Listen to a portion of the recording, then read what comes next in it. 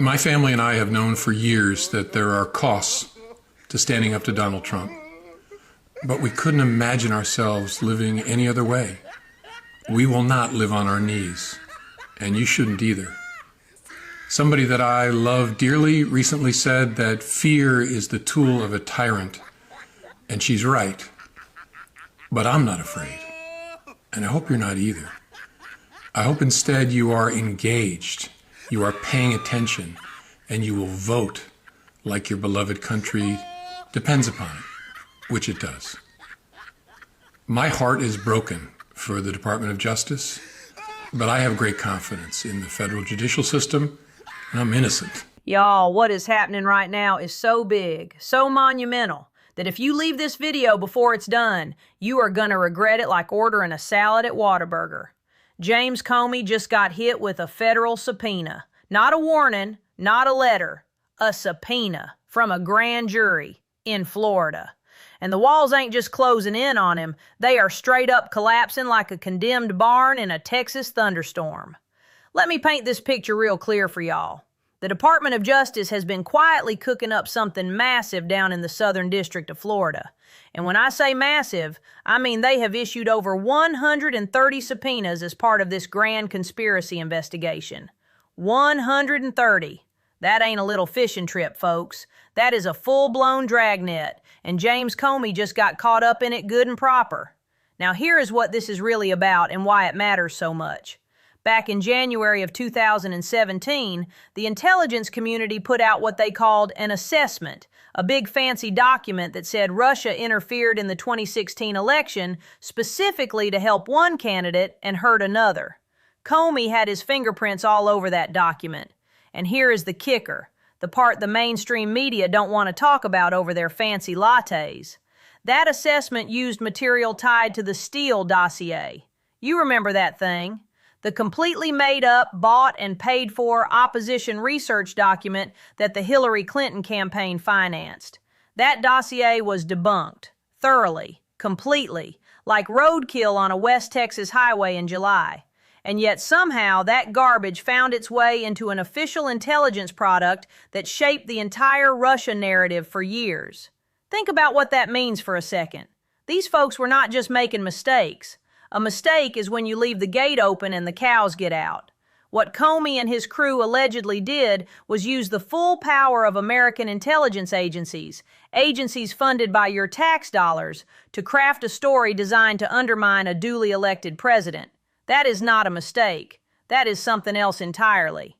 And now U.S. Attorney Jason Redding Quinones, working out of Florida with Judge Eileen Cannon overseeing the grand jury, is dragging all of this into the sunlight. The strategy here is sharp as a good pair of ostrich boots. See, Comey's individual statute of limitations for some of his alleged false statements may have already expired, but Quinones ain't going after Comey alone.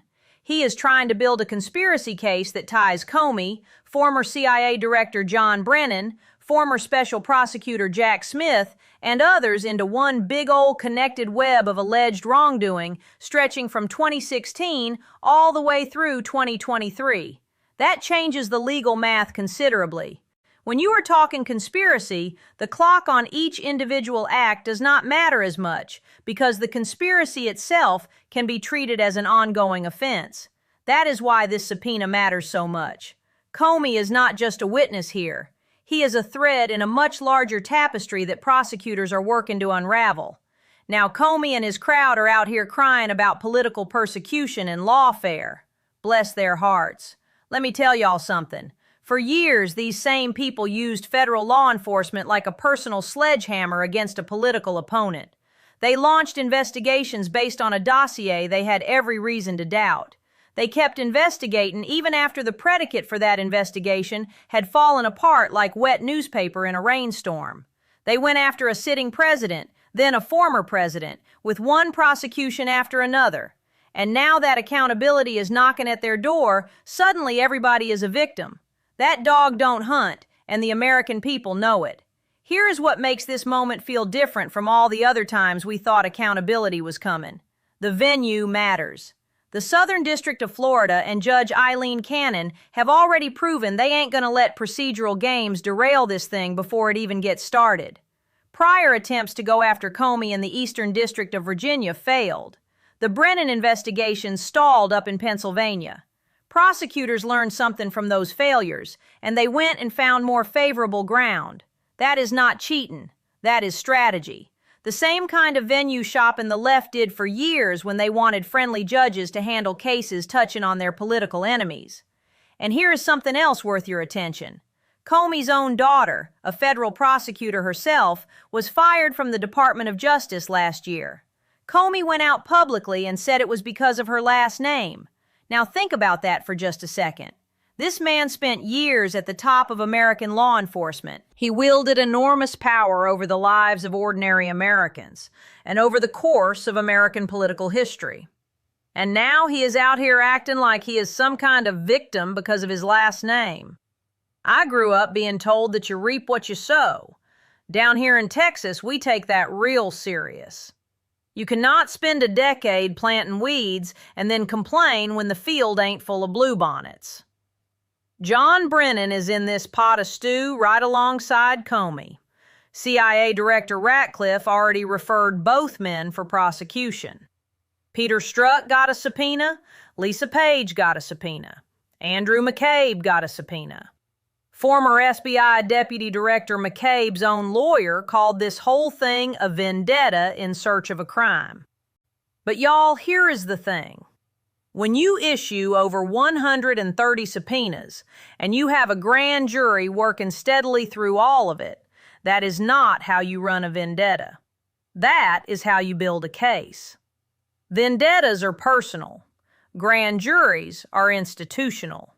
There is a real big difference. The left and their media friends want y'all to believe there is nothing here, that this is all just political theater put on by people with a score to settle. But let me ask you something real simple.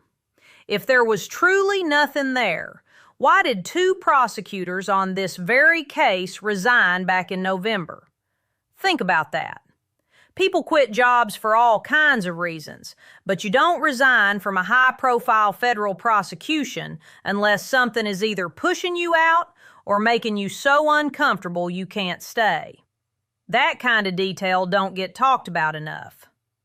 Here is the bottom line, y'all, and I want you to hold on to this. What we are watching unfold right now is a direct consequence of what happens when powerful people believe they are untouchable. James Comey stood in front of cameras for years acting like the last honest man in Washington. He wrote a book.